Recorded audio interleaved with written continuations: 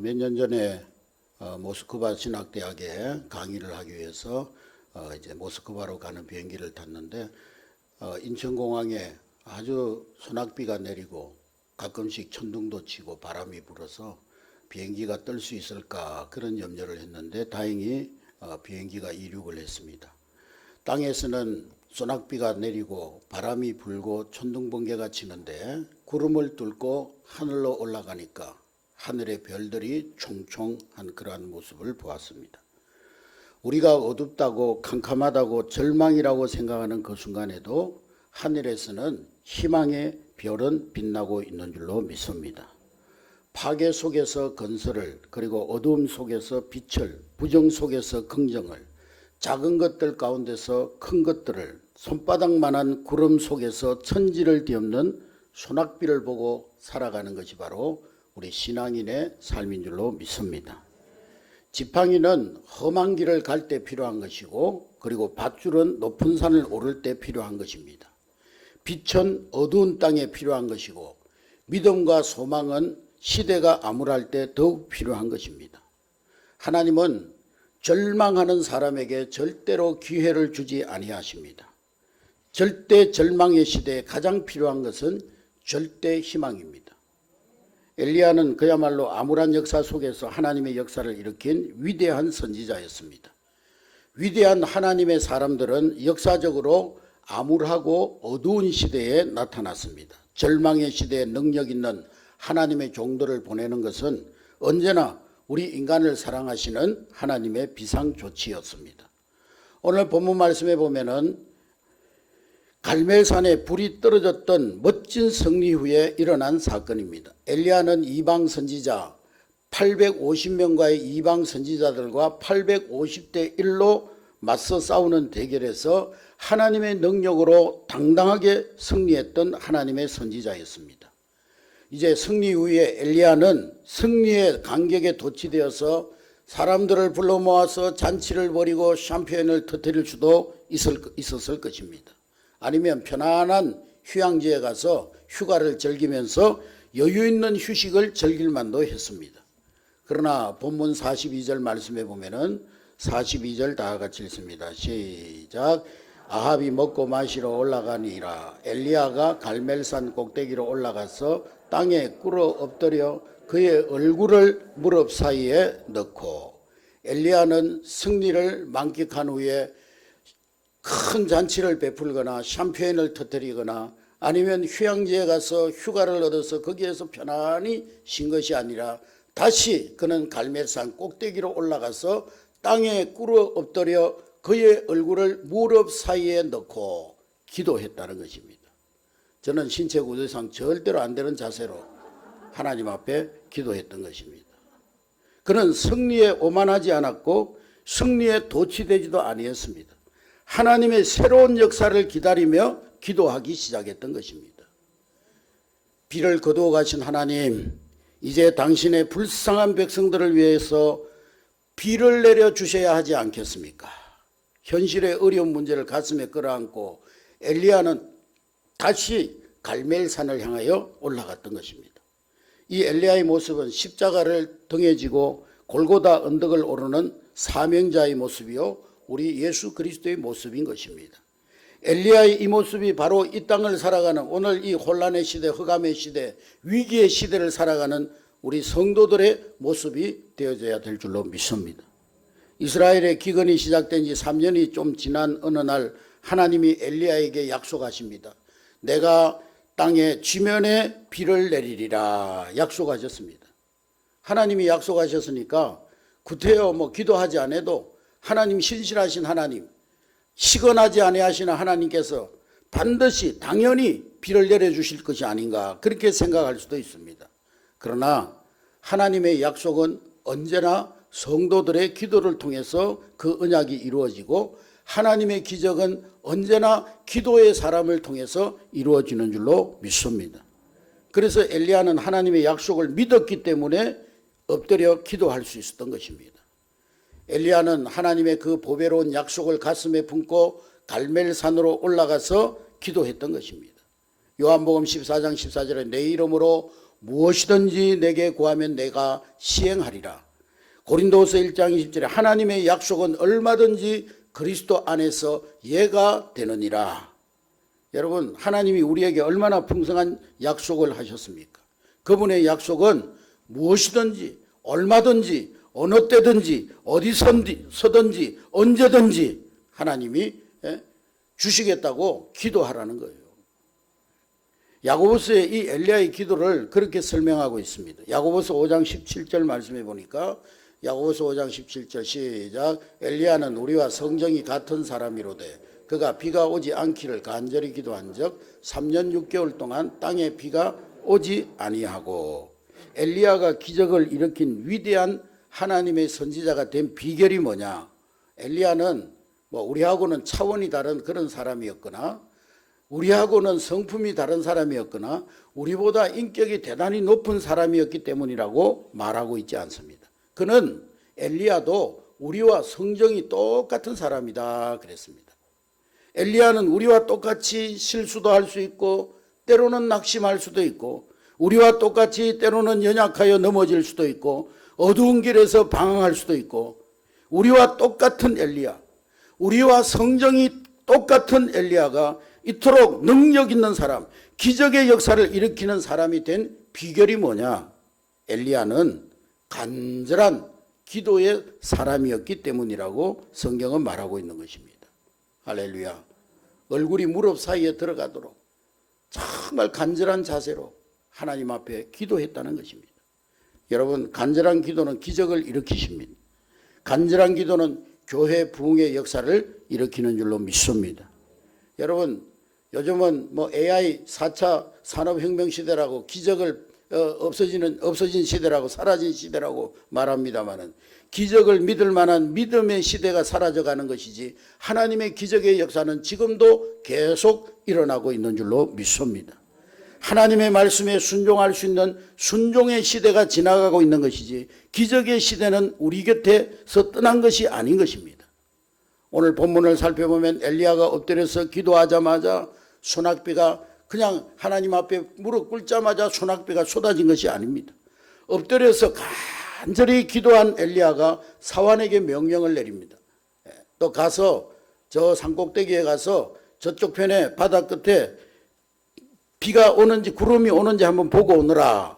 사환이 보고 와서 보고를 합니다. 엘리야 선지자님, 바다 끝쪽에 보니까 아무것도 안 보입니다. 아직 그냥 하늘이 쨍쨍합니다. 햇빛이 쨍쨍합니다. 그래? 그리고 또 엘리야는 다시 기도합니다. 그리고 다시 사환을 보냅니다. 이제 다시 가서 확인하고 오너라. 엘리야 선지자님, 지금도 아무것도 안 보입니다. 아무것도 없습니다. 그렇게 하기를 6번이나 했어요. 6번이나 가서 보고 왔지만은 아무것도 없고 간절히 기도했지만 얼굴이 무릎 사이에 들어갈 정도로 간절하게 하나님 앞에 기도했지만 6번이나 아무 응답이 없었습니다. 마귀는 우리가 기도하고 기도가 응답이 지연될 때 마귀는 우리에게 속삭입니다. 야, 기도해도 소용없다. 기도한다고 하나님이 그렇게 수없이 많은 수십억의 기독교인들이 기도하는데 너 기도에 관심이나 있는 것 같아? 깨끗이 그만두고 포기해. 사단은 우리에게 포기를 종용합니다. 그러나 엘리야는 7번째 또 무릎을 꿇었습니다.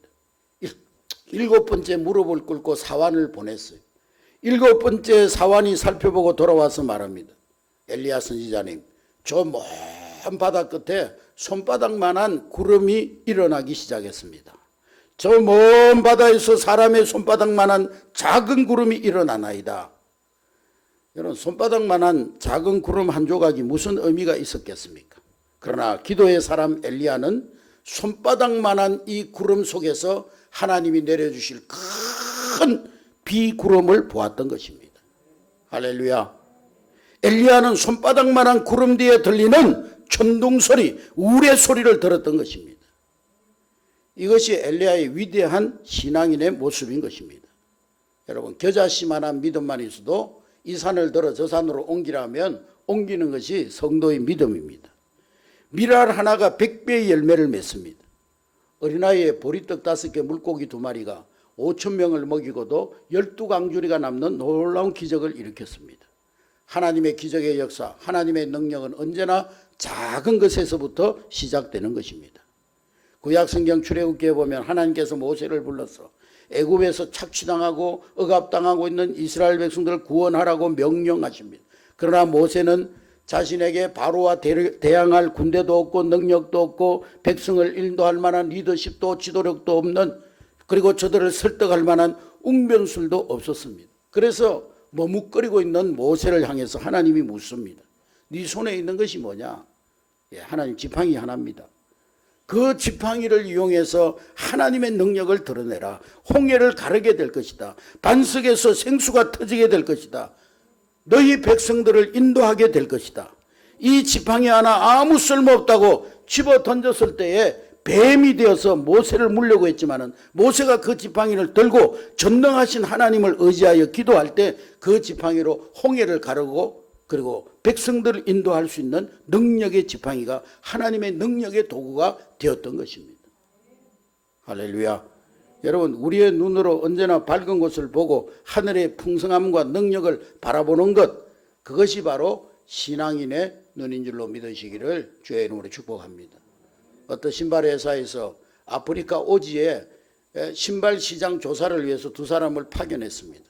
두 사람이 아프리카 오지에 가서 신발 시장 조사를 하고 돌아와서 보고를 하는데, 한 사람은 거기에 우리는 시장을 개척할 가능성이 전혀 없습니다.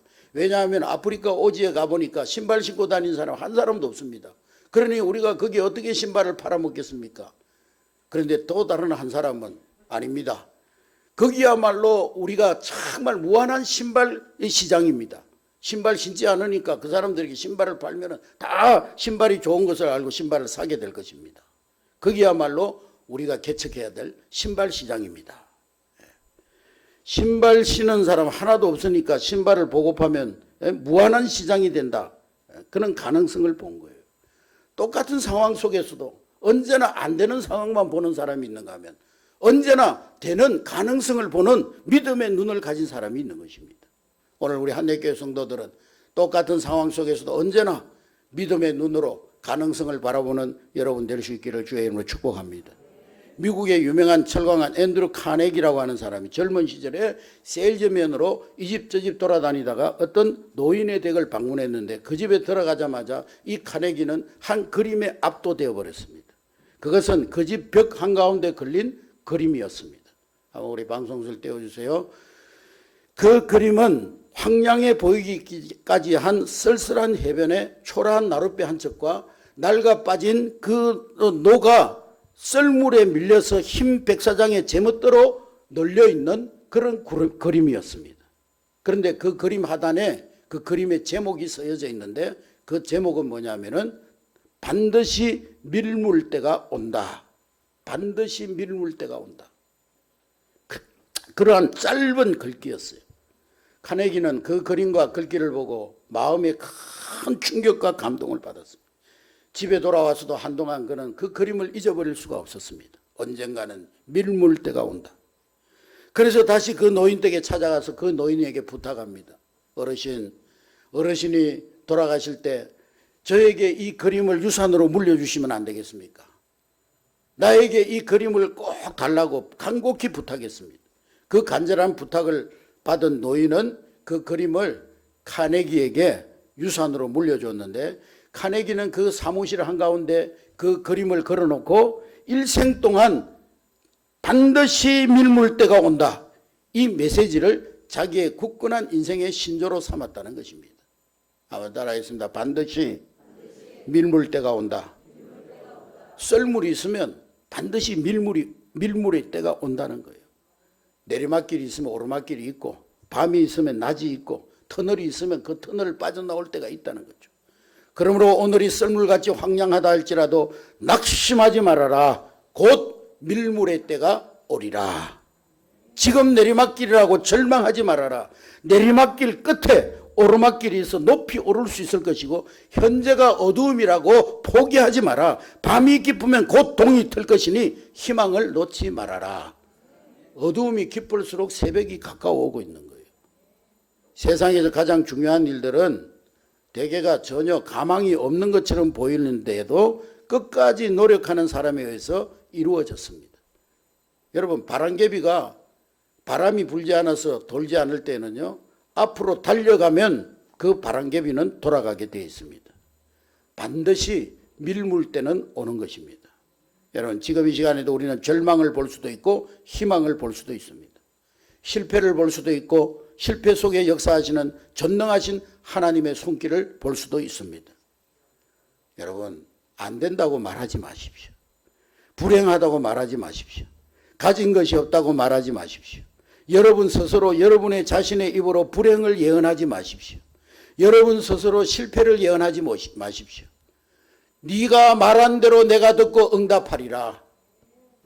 우리의 말하는 것이 곧 하나님 앞에 기도가 된다는 거예요. 하나님 들으시고 그대로 응답해 주신다는 거예요. 메마른 땅을 종일 걸어가는 인생의 한 모퉁이에서 은혜의 비가, 축복의 소낙비가, 응답의 짱대비가 우리 앞에 내려지는 날이 반드시 오게 될 줄로 믿습니다. 비록 내 앞에 나타난 것은 손바닥만한 구름일지라도 그것이 분명 신실하신 하나님의 약속의 구름이라면 나는 이 구름 속에서 은혜의 소낙비를 보겠다. 축복의 소낙비를 보겠다. 기적의 소낙비를 보겠다. 나는 실망하지 아니하고 포기하지 아니하고 손바닥만한 구름을 가슴에 끌어안고 기도하리라. 할렐루야. 우리 이제 젊은 분들은 잘 모르는 이름이겠지만은 우리 7080 세대들은 잘 알 겁니다. 건투사상 최고의 복수로 꼽히는 무하마드 알리라고 하는 분이 있습니다. 이분이 제가 중학생 때 서울에 방문한 적이 있는데 제가 신촌 노타리에서 카프레이드를 하는 것을 구경하러 나갔다가 봤는데요. 이 주먹이 막 사람 머리통만 하더라고요. 얼마나 주먹이 큰지. 그 주먹으로 세계를 제패했어요. 수많은 대전에서 이 알리가 딱 2번 참패를 경험했습니다. 그런데 이 2번 참패를 경험했던 공통점이 있어요. 참패를 경험했던 그 시합 전에 당당히 승리를 선포했던 그가 꼭 이 2번 시합 전에만큼은 만일 내가 이 싸움에서 지면은 은퇴하겠다. 오늘 내가 시합에서 패배하면은 나는 이제 권투계를 떠나겠다. 은퇴하겠다. 이런 부정적인 말을 했다는 거예요. 그러고 나서 그 시합에 임해서 참패를 했다는 것입니다. 여러분, 부정적인 생각, 부정적인 말은 파괴의 씨앗과도 같습니다. 부정적인 생각, 부정적인 말은 파괴의 폭탄과도 같은 그런 힘이 있는 것입니다. 확신에 가득한 엘리야의 기도는 결코 헛되지 않았습니다. 드디어 하늘이 새까만 구름으로 뒤덮이면서 짱대비가 쏟아지기 시작했습니다. 오늘 여러분들의 기도 속에서도 하나님의 은혜의 소낙비, 하나님의 응답의 짱대비가, 하나님의 은혜의 큰 비가 내리시기를 주의 이름으로 축복합니다. 여러분, 우리가 예수 믿는다고 부지런히 성경 찬송 들고 다니지만은 왠지 비가 내리지 않을 것 같을 때가 있어요. 교회 나와서 기도하고 집에서도 기도하고 밤에도 기도하고 낮에도 기도하고 그러지만은 응답의 비가 내리지 않을 때가 있어요. 응답의 비가 지연될 때가 있어요. 그러나 낙심하지 마십시오. 손바닥만한 구름이 떠올라도 그 속에서 우리는 믿음의 눈을 열어 짱대비를 바라볼 수 있기를 주의 이름으로 축복합니다. 여러분이 기뻐 소리칠 수 있을 만큼 응답의 하나님의 은혜의 소낙비를 내려주실 줄로 믿습니다. 우리 자녀들이 어떻게 하든지 영적 엘리트로 자라기를 원하는데 오늘 우리 자녀들의 모습을 보면 어리석고 너무나 초라하고 우리 자녀들의 모습을 보면 아직도 여전히 말썽을 부리고 여러분의 마음을 아프게 합니다. 그러나 손바닥만한 구름을 품에 안고 여러분의 자녀들을 축복하고 격려하는 말을 아끼지 마시기 바랍니다. 포기하지 마시기 바랍니다. 실망하지 마시기 바랍니다. 손바닥만한 구름을 품에 안고 우리 자녀들을 위하여 끊임없이 축복하시기를 바랍니다.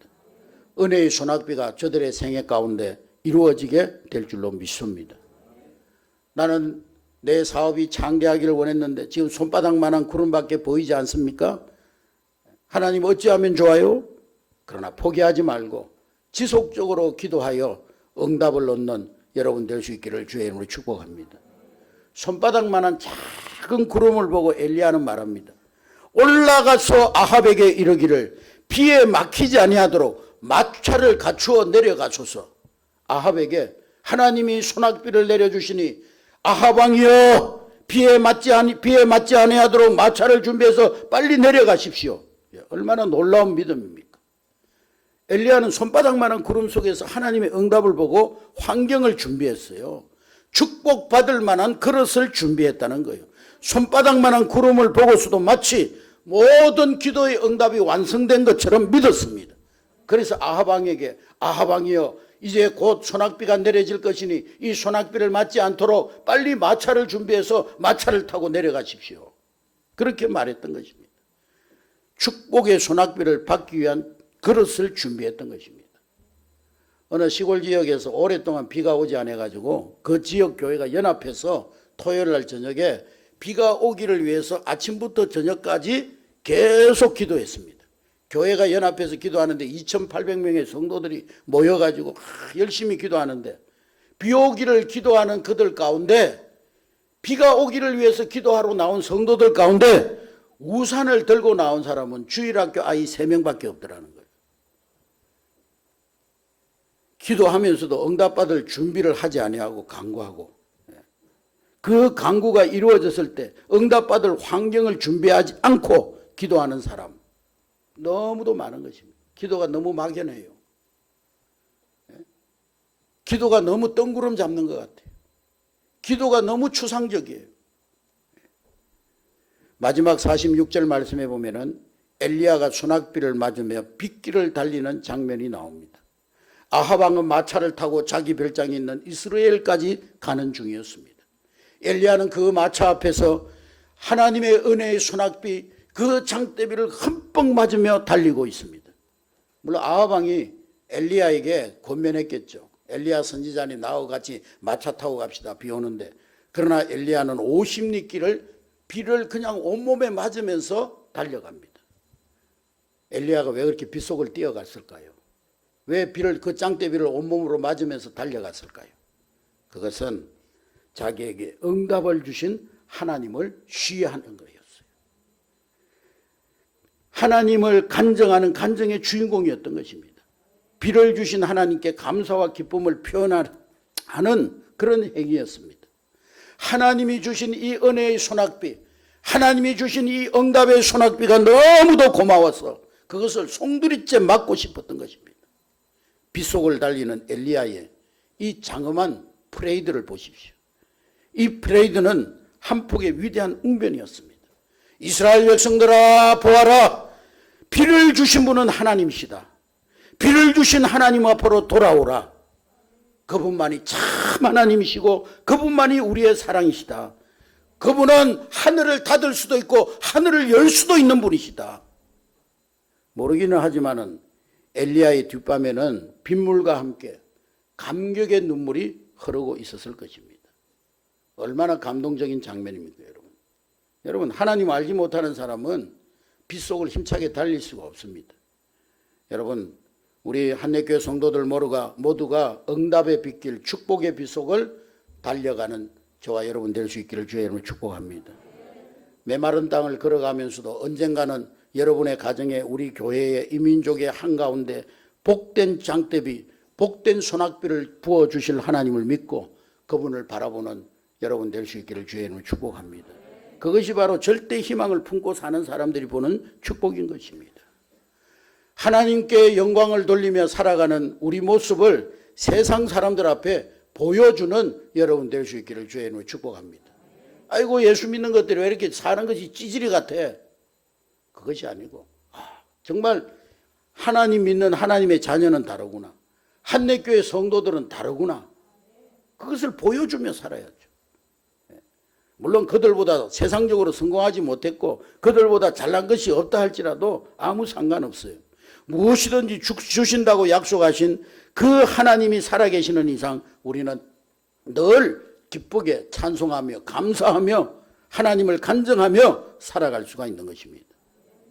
여러분, 엘리야처럼 기도하고 응답의 소낙비를 체험하는 여러분 될 수 있기를 주의 이름으로 축복합니다. 그리고 세상 사람들 앞에서 하나님을 찬양하며 빗속을 힘차게 달리는 오늘의 엘리야가 될 수 있기를 주의 이름으로 축복합니다. 세상 사람들이 절망하는 그곳에 절대 신앙 절대 희망을 보여주는 여러분 되시기를 주의 이름으로 축복합니다.